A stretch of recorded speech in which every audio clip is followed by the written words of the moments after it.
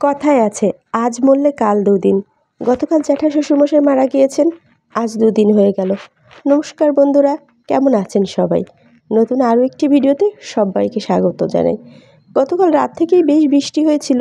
সকালবেলা এখন আর বৃষ্টি হয়নি, উঠোনে একটু জল জমে আছে। আবহাওয়াটা একটু মেঘলা মেঘলা, আর এই ঠান্ডার সময় যদি বৃষ্টি হয় তাহলে কিন্তু বেশ ঠান্ডা পড়ে। সকাল থেকেই বেশ ঠান্ডা লাগছে। দিদিভাই উঠে উঠোন ঝাড়ু দেওয়া প্রায় শেষ। আমি এদিকে রান্নাঘরটা ঝাড়ু দিয়ে নিলাম। বৃষ্টি হলে এই রান্নাবান্নায় অসুবিধা হয়ে যায়, আমাদের চুলোর নিচে জল জমে যায়। তখন এই যে মাটির চুলায় রান্না করতে ভীষণ কষ্ট হয়, আর এটা হচ্ছে সিমেন্টের চুলা, আর তখন আমরা এটাতেই রান্না করি। গ্রামের বাড়িতে আসলে সকালে এমনিতেই ঘুম ভেঙে যায়, আর সকাল থেকেই কাজ না শুরু করলে সারাদিনে কাজ করে আর এগোনো যায় না। এমনিতেই শীতকালের বেলা একটু ছোট, তাড়াতাড়ি উঠতে হয় ঘুম থেকে। গ্রামের বাড়িতে সকালবেলা বেশ কিছু এক্সট্রা কাজ থাকে, যার জন্য সকাল সকাল ঘুম থেকে না উঠলে আর পেরে ওঠা যায় না। উঠোন ঝাড় দেওয়া, আর আমাদের এত বড় উঠোন, সেটা ঝাড় দিতেই প্রায় আধা ঘন্টার মতো সময় লেগে যায়। তাও ভালো আমরা দুজন আছি, যার জন্য একজন উঠোন ঝাড় দিল, একজন রান্নাঘরের কাজটা করে নিল, তাড়াতাড়ি হয়ে যায়। আর যখন দিদিভাই একা একা বাড়িতে থাকে, বেশ কষ্ট হয়ে যায় ওনার। উঠোন ঝাড় দিয়ে তারপরে রান্নাঘর পরিষ্কার করে থালা বাসন ধুয়ে একবারে রান্না করতে বেশ অনেকটা দেরি হয়ে যায়। আমরা আসলে বেশ সুবিধাই হয়, সবাই হাতে হাতে কাজটা করে দিই, দিদিভাইয়েরও একটু কষ্ট কম হয়। উঠোনে ছাই ফেলে রান্নাঘর ঝাড়ু দিয়ে চলে এলাম কল পাড়ে থালা বাসনগুলো নিয়ে। এখন থালা বাসনগুলো মেজে নেব। আর গ্রামের বাড়িতে সবাই কিন্তু ছাই দিয়েই থালা বাসনগুলো মেজে নেয়।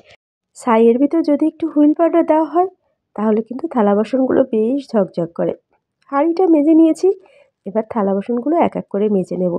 মাঝে মাঝে রাতের বেলাতেই বেসিনে থালা বাসনগুলো মেজে নেই, কিন্তু গতকাল আর মাজা হয়নি, তাই সকালবেলায় একবারে বের করে নিয়ে সব থালা বাসনগুলো মেজে তারপরে রান্নাবান্নায় যাব।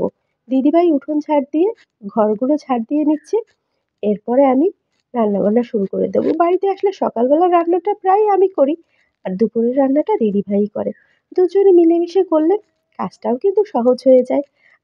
আমার ছোট যা যেহেতু বেশ অনেকটা দূরে থাকে, ও গতকাল আসতে পারেনি। আমার দেবর এসছিল, সকালবেলাই চলে গেল। অবিকের বাবাও ভোর 5টার সময় উঠে চলে গেল। সকালবেলায় যেয়ে আবার অফিস ধরতে হবে তো। থালা বাসনগুলো সব ধুয়ে নিয়েছি, এবার যাই রান্নাঘরে রেখে আসি, তারপর সকালে রান্নাটা শুরু করে দেব। এখন যেহেতু ডিসেম্বর মাস চলছে, বাচ্চাদের কারো পরীক্ষাই এখনও শেষ হয়নি। অভিক তো 3টা পরীক্ষায় দিয়েছে, বাকিগুলো বোধহয় আর দেওয়া হবে না।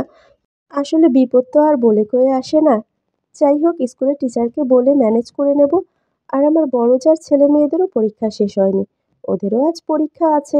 সকাল সকাল রান্নাটা তুলে দিয়েছি এজন্যই, 9টার ভিতর ওরা আবার খেয়ে চলে যাবে। আমার বড় যা জল নিয়ে এলো পুকুর থেকে। আমাদের আবার টিউবওয়েল থেকে জল দিয়ে রান্না করলে কেমন লালচে লালচে হয়ে যায়, টিউবওয়েলের জল ব্যবহারই করা যায় না। এজন্য আমার পুকুরের জল দিয়েই আমরা রান্না করে থাকি। আর মাঝে মাঝে তো আমরা নদীর জলও আনতে যাই সবাই মিলে, বেশ মজাই হয়। যদিও নদীটা বেশ অনেকটা দূরে, কিন্তু তারপর সবাই মিলে যখন একসাথে যাই বেশ ভালো লাগে।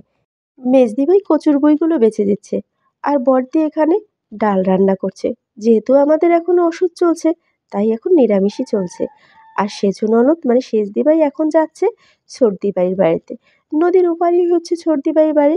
আর সেই সাথে অভিকও বায়না শুরু করেছে যে আমি পিসিমণির সাথে যাব। বাড়িতে আসলে অভিক ওর পিসিমণিদের সাথে, ওর দাদা দিদিদের সাথে ঘুরে বেড়ায়, আমাকে আর তখন দরকার হয় না। দুধটা ছেঁকে নিচ্ছি, সকালবেলা আমার শ্বশুরমশাই বাজার থেকে নিয়ে আসছে। আর গ্রামের বাড়িতে তো একদম ফ্রেশ ফ্রেশ দুধ পাওয়া যায়, বেশ একটু কম দামেও পাওয়া যায়। আমাদের আবার এই একটা জ্বালা, আমাদের রান্নাঘর এক জায়গায়, খাবার ঘর এক জায়গায়, যার জন্য বাড়িতে আসলে রান্নাবান্নায় হাঁটতে হাঁটতেই অর্ধেক ব্যায়াম হয়ে যায়। এখানে অভিককে চান করিয়ে দিয়েছি, জামা কাপড়গুলো মেলে দিলাম, চাল নিতে ঘরে চলে এলাম। অভিক ওর পিসিমণিদের বাড়িতে গেছে যেহেতু, দুপুরে খেয়ে একবারে বিকালে আসবে, আর ওর পিসিমণি ওকে খাইয়ে দেবে। এ নিয়ে আমার কোনো চিন্তা করতে হবে না। যেহেতু প্রচণ্ড ঠান্ডা পড়েছে, তাই বাবু বলছে আজকে আর চান করব না, মাথাটা ভালো করে ধুয়ে নিল আর গাটা ভালো মুছে নেবে। বয়স হয়ে গেছে তো, এখন এই ঠান্ডার ভেতর প্রতিদিন যদি চান করে তাহলে ঠান্ডা লেগে যাবে। চালগুলো ভালো করে ধুয়ে নিলাম। এখনও চান করা হয়নি, দিদিভাইকে একবারে সব গুছিয়ে দিয়ে তারপরে আমি চান করতে যাব। আর একজন গুছিয়ে দিলে রান্নাটা কিন্তু তাড়াতাড়ি হয়ে যায়। বাড়িতে যেহেতু আমরা অনেক মানুষ, তাই সবাই হাতে হাতে কাজটা করে নিলে সব কাজ কিন্তু তাড়াতাড়ি হয়ে যায়।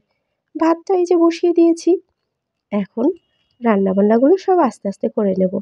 দিদিভাই একা একা কচুরিগুলো বেছে পারছে না, তাই মেজদিভাই আর বড়দিভাই বসে গেছে।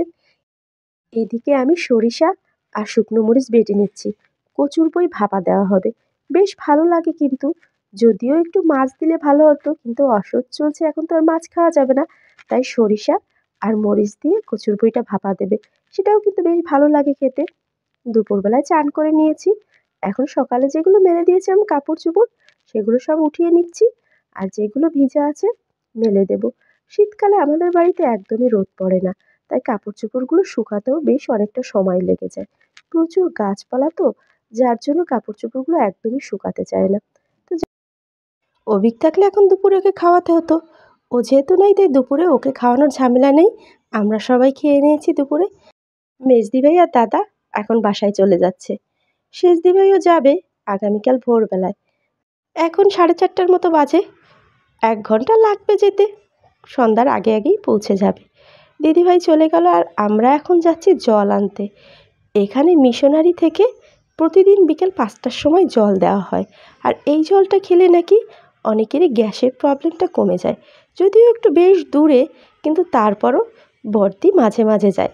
আমরা অবশ্য আমাদের টিউবওয়েলেরই জল খাই, কিন্তু দিদিভাই যেহেতু প্রচণ্ড গ্যাস, তাই দিদিভাই এখান থেকেই একদিন পর একদিন জল নিয়ে আসে।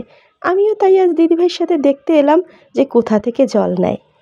এখানে এসে দেখছি প্রচুর মানুষ দাঁড়িয়ে আছে, সবাই এখান থেকেই জল নেয়। এখানে এসে দেখছি প্রচুর মানুষ দাঁড়িয়ে আছে, সবাই জল নেবে। প্রতিদিন 5টার সময় এখান থেকে জল দেওয়া হয়, 1 ঘন্টার মতো জল দেয়। আজ তবে এ পর্যন্ত, নতুন ভিডিওতে আবার দেখা হবে। সবাই ভালো থাকবেন, টাটা।